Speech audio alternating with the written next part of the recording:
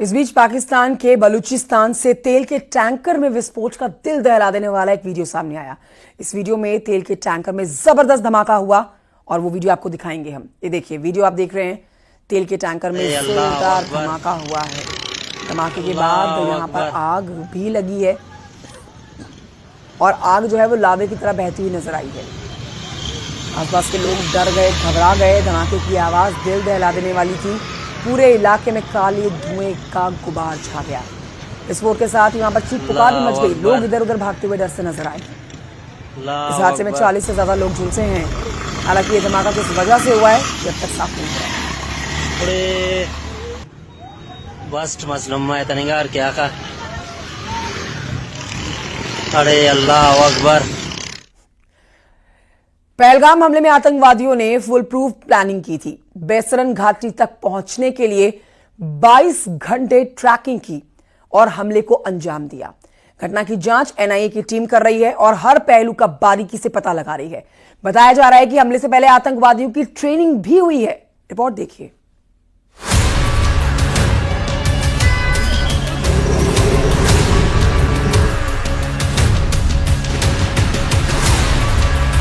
जम्मू कश्मीर के पहलगाम की बेसरन घाटी में हुए आतंकी हमले में हर रोज नए खुलासे हो रहे हैं,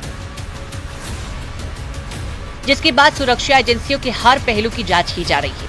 ये तस्वीरें अनंतनाग की हैं। सुरक्षा बल के जवान पहरेदारी पूरी सख्ती से कर रहे हैं। अनंतनाग में सड़क से लेकर जंगल और आसमान से सर्च ऑपरेशन चलाया जा रहा है। हर आने जाने वाली गाड़ियों की तलाश ली जा रही है। दूर दराज के जंगलों से सर्च ऑपरेशन चलाया जा रहा है। ड्रोन के जरिए भी सर्च ऑपरेशन चल रहा है। सूत्रों की माने तो पहलगाम आतंकी हमले की प्लानिंग पाकिस्तान में बैठे आतंकी संगठन लश्कर-ए-तैयबा के आंकाओं ने की थी। बेसरन घाटी में हमले के लिए आतंकियों को पाकिस्तान में ट्रेनिंग दी गई। जांच से पता चला कि आतंकवादी कोकरनाग के जंगलों से 20-22 घंटे पैदल चलकर आए थे। आतंकियों ने एक लोकल कश्मीरी और एक टूरिस्ट से मोबाइल फोन भी छीने थे। सूत्रों के हवाले से बताया जा रहा है कि हमले में 4 आतंकवादी शामिल थे, जिसमें 3 पाकिस्तानी और एक स्थानीय आदिल ठोकर हुसैन था। एनआईए की टीम फॉरेंसिक एक्सपर्ट्स की मदद से पूरे बेसरन घाटी में सुराग तलाश रही है। जाने की कोशिश करूंगा। ये गेट है उस पार्क का। जब वहां पे अंधाधुंध फायरिंग हुई टूरिस्ट पे, जितने इर्द गिर्द टूरिस्ट थे वो जब भागे तो वो इस कीचड़ में फंस गए। आखिर ये है वो सबूत। जो टूरिस्ट हर तरफ से बच्चे, ये देखिए किस तरीके से वो फंस गए थे यहाँ पे कीचड़ में।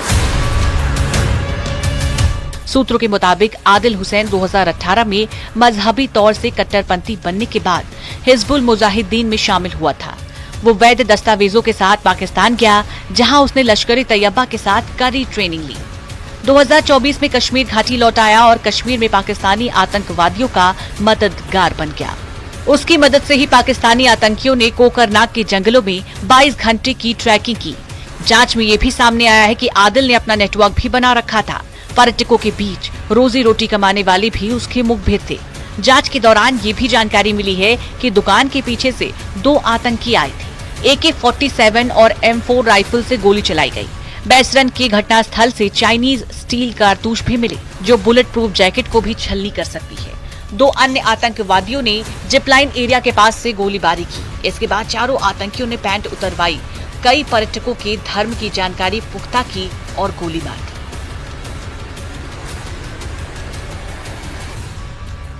बेसरन घाटी में हमले के लिए बाकायदा पाकिस्तानी आंकाओं ने प्लानिंग की थी। ट्रैकिंग रूट के अलावा सूत्र ये भी बताते हैं कि ड्रोन हमले की साजिश भी रची गई थी, लेकिन वो प्लान फेल हो गया। आतंकी ट्रैकिंग रूट के जरिए पर्यटकों से भरी बेसरन घाटी पहुंचे और हमला कर दिया। फिलहाल एनआईए की टीम हमले से जुड़ी जानकारी जुटा रही है और जांच कर रही है। Bureau report, news 18।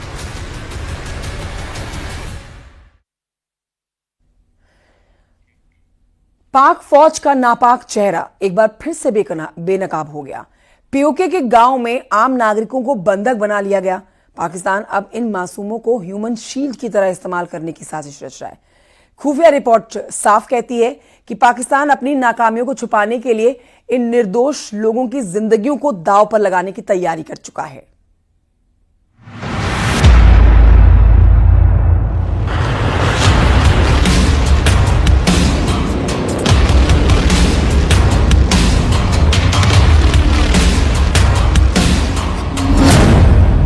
पाकिस्तान की नई साजिश बेनकाब।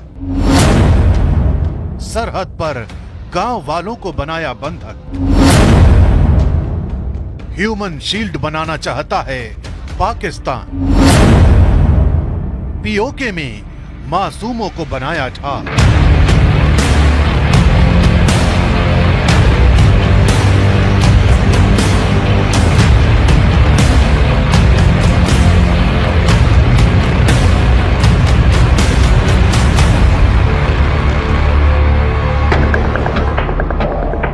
पाकिस्तान के लिए हर गुजरता लम्हा एक नई चुनौती लेकर आ रहा है। इन चुनौतियों के बीच पाकिस्तान की एक और साजिश का पर्दाफाश हुआ है। इस नई साजिश के तहत युद्ध की आशंकाओं ने पाकिस्तान को इस कदर डरा दिया है कि उसने पाकिस्तान अधिकृत कश्मीर के पास के गांवों के लोगों को बंधक बना लिया है। खुफिया रिपोर्ट के मुताबिक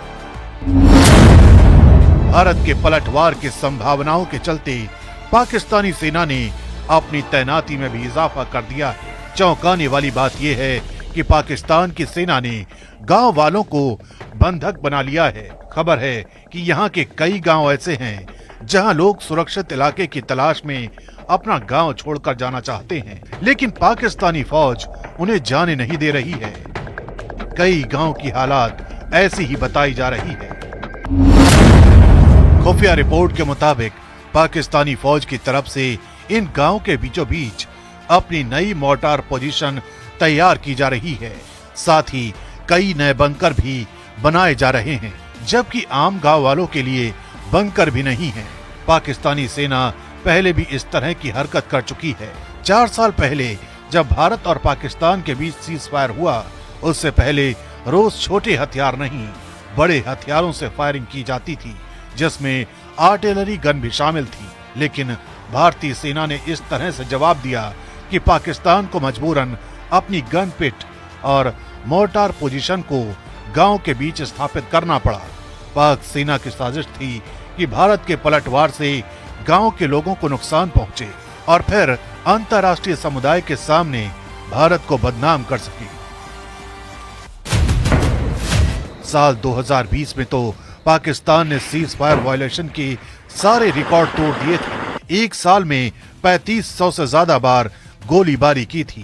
भारत ने उसका माकूल जवाब दिया, लेकिन पाकिस्तान ने ये दावा किया था कि भारतीय सेना ने गांव वालों को निशाना बनाया, जबकि हकीकत ये है कि उसने अपनी गन पिट गांव में ही बनाई थी। जहां से एक फायर आता तो भारत की तरफ से 2 फायर किए जाते।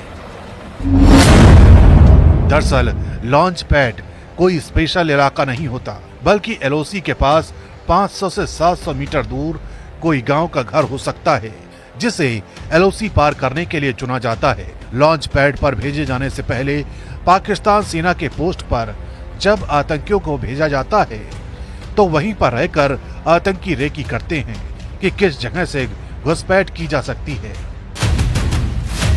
एलओसी पर जो भी गांव हैं, उनमें बहुत ज्यादा घर नहीं होते और जिस जगह से घुसपैठ की कोशिशों को अंजाम देना हो, उसके पास के घर को ही चुना जाता है। यही वजह है कि अगर भारतीय सेना किसी भी तरह के सर्जिकल स्ट्राइक या क्रॉस बॉर्डर रेड किसी भी लॉन्च पैड पर करती है तो स्थानीय नागरिकों की जान को खतरा हो जाता है और गांव वालों को ढाल बनाकर पाकिस्तान अपना यही मकसद सिद्ध करना चाहता है।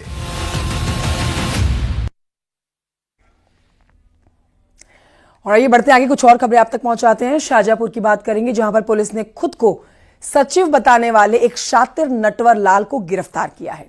पुलिस और प्रशासन के आला अधिकारियों को फोन करके शातिर आदेश देता था। आरोपी कई जिलों में एसपी और डीएम को फोन करके कई काम करवा चुका है। खुद को अधिकारी बताने वाला आरोपी खूंखार आरोपी है। शक होने पर अज्ञात आरोपी के खिलाफ थाना सदर बाजार मुकदमा में दर्ज किया गया है और पुलिस ने सर्विलांस और एसओजी की टीम के ज्वाइंट ऑपरेशन के बाद इसको पकड़ा है। फतेहगढ़ करने वाला है और इसके द्वारा मोबाइल फ़ोन से अधिकारियों को फ़ोन किया था उसमें ट्रू कॉलर में मुख्यमंत्री का व्यवस्था अधिकारी बीजेपी ऐसा करके आता था। अपने आप को यही पद दर्शा करके विभिन्न प्रकार के वो डिमांड्स करता था, काम करने को बोलता था। ऐसा ही एक फ़ोन उसके द्वारा मेरे SUG पे भी किया गया था। शंका होने पर उसमें अभियोग पंजीकृत कराया गया एवं आज इसको अरेस्ट किया गया है।